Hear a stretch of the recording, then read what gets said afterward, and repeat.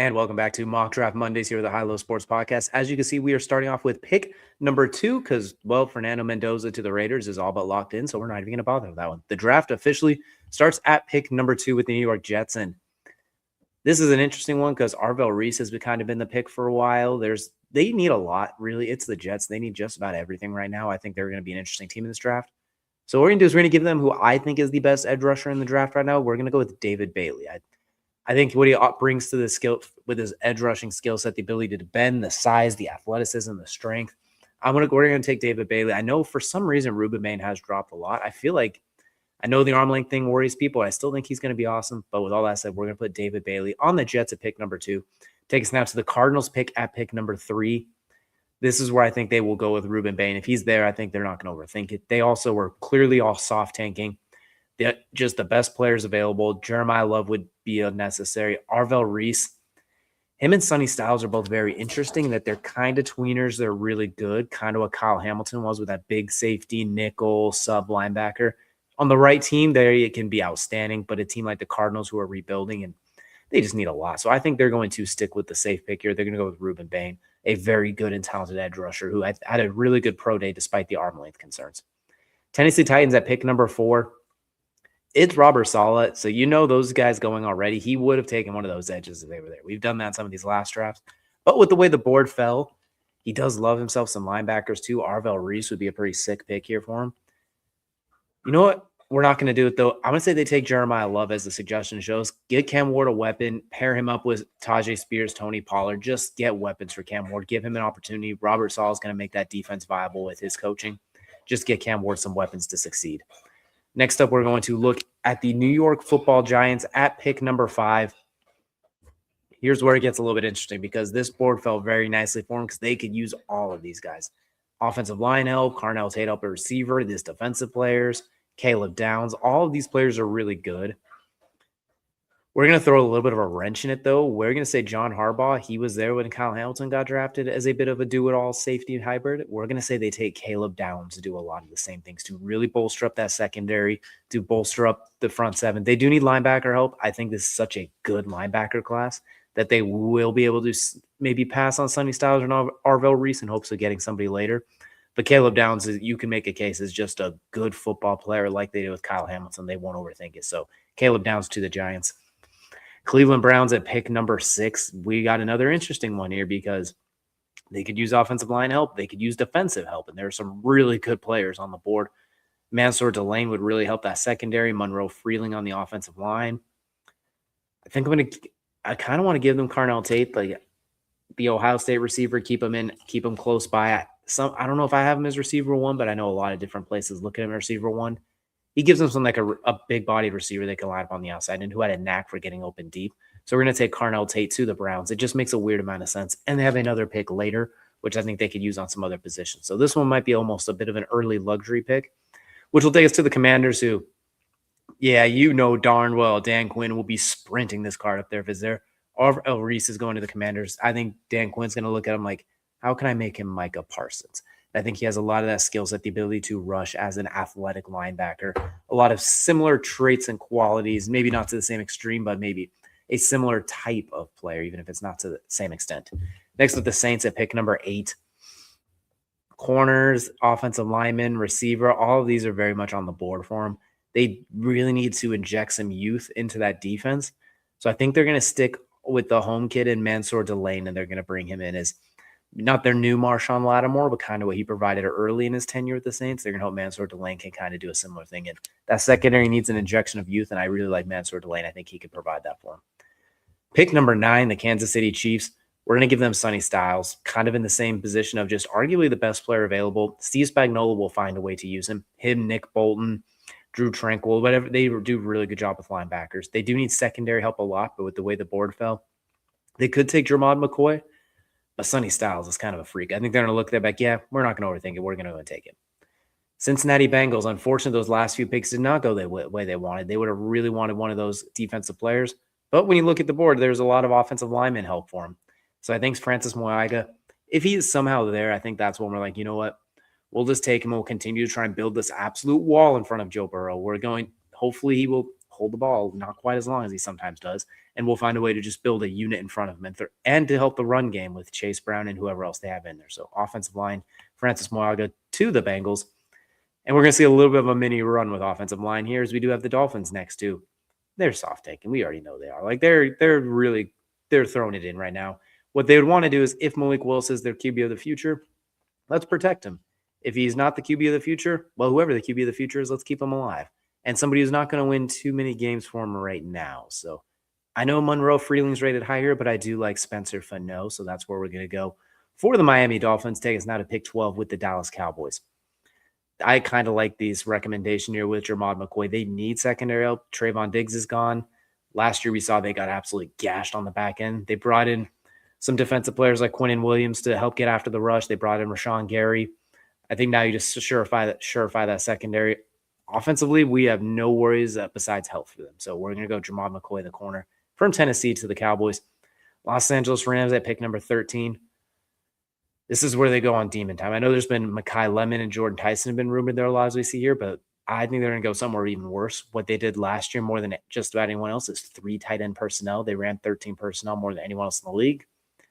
You throw Kenyon Sadiq into that mix with his 4.3 speed having self. Yeah, I think that's going to be some real demon time. So we're going to say this is kind of they traded out their actual pick for Trent McDuffie. They brought in Watson. Like they addressed needs already. That's a luxury fun pick for Stafford at this point too. And if Puka or Devontae gets banged up, they go back to running a lot of 13 personnel. Kenyon Sadiq might be the fastest player on the offense. Baltimore pick number 14. They do need offensive line help. I really like the Ione pick here just to solidify the interior a little bit, just to fill some of that void from Tyler Linderbaum leaving. But I can also see them looking at the field like, all right, defensively, we do got to get after. We need to solidify that secondary a little bit. Someone like, you can see Avian Terrell, Dylan Tieneman, I just don't know if they're quite what they're looking for.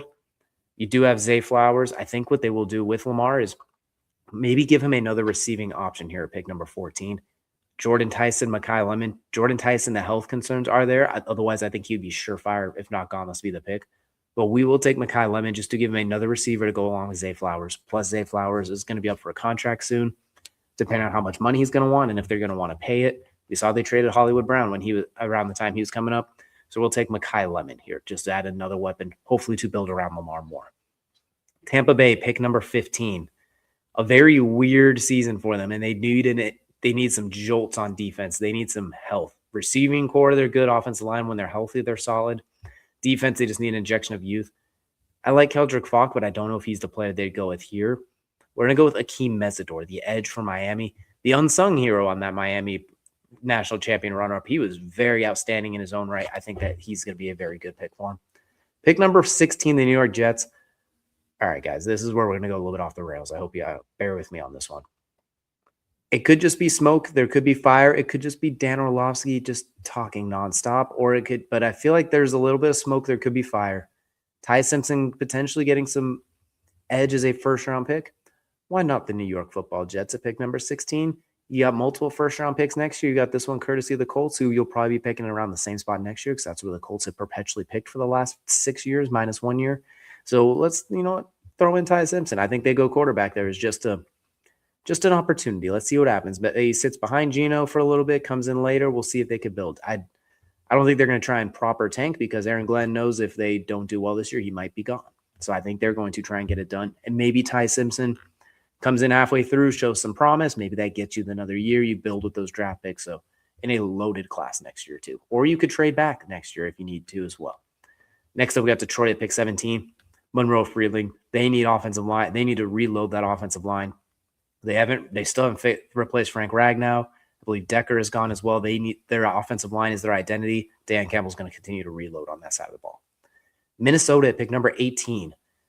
Kyler Murray coming into play. Defensively, I think they could use a little bit of help here. Offensive line is pretty strong when healthy.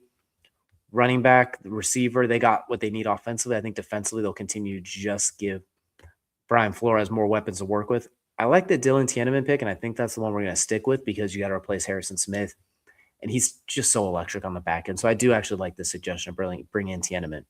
Pick number 19, Carolina, who spent an absolute rip of resources on the defensive side of the ball, bringing in Devin Lloyd, Jalen Phillips, and crew to go with that secondary, which really showed out.